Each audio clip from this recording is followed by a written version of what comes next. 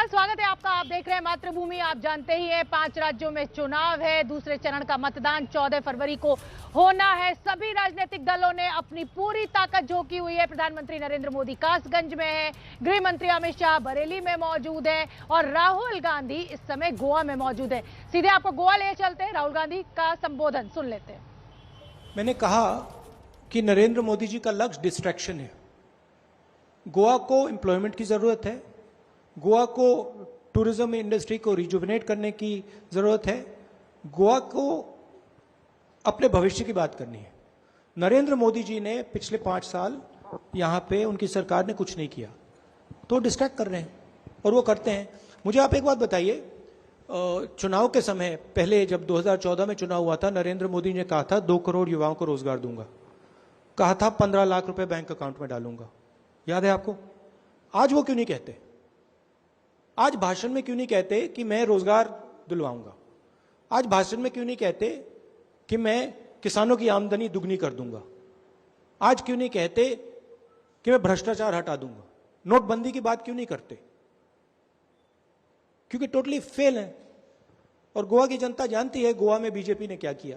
उनको नरेंद्र मोदी जी को यह समझाना चाहिए कि पिछले 5 सालों में उन्होंने गोवा के लिए क्या किया। उनको यह बताना चाहिए कि गोवा के युवाओं के लिए रोजगार के लिए उन्होंने क्या किया। उनको यह समझाना चाहिए कि टूरिज्म इंडस्ट्री के लिए उन्होंने क्या किया, एनवायरनमेंट के लिए उन्होंने क्या किया। आज अगर आप गोवा की जीडीपी देखें, हिंदुस्तान की जीडीपी देखें, हिंदुस्तान की जो इकोनॉमिक हालत है उसको देखें, प्राइम मिनिस्टर को उस चीज पे कमेंट करनी चाहिए। प्राइम मिनिस्टर को यह भी समझाना चाहिए कि उन्होंने ये जो 3 किसान बिल जो लाए हैं ये किसके लिए लाए हैं। तो प्रधानमंत्री को इन चीजों के बारे में बोलना चाहिए। मैंने शुरुआत में बोला, नरेंद्र मोदी गोवा इसलिए आए हैं कि वो गोवा को सही मुद्दों से डिस्ट्रैक्ट करना चाहते हैं। जो मेन मुद्दा गोवा के सामने है,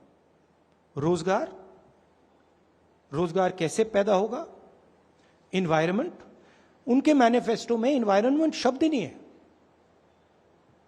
जो गोवा के लिए सबसे जरूरी चीज है। प्रधानमंत्री ने अपने भाषण में एनवायरनमेंट के बारे में बोला? कुछ बोला?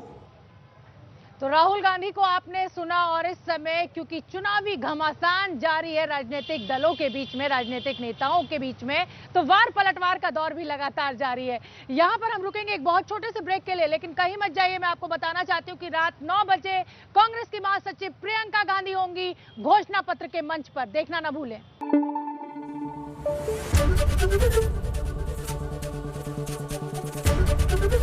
एबीपी न्यूज आपको रखे आगे।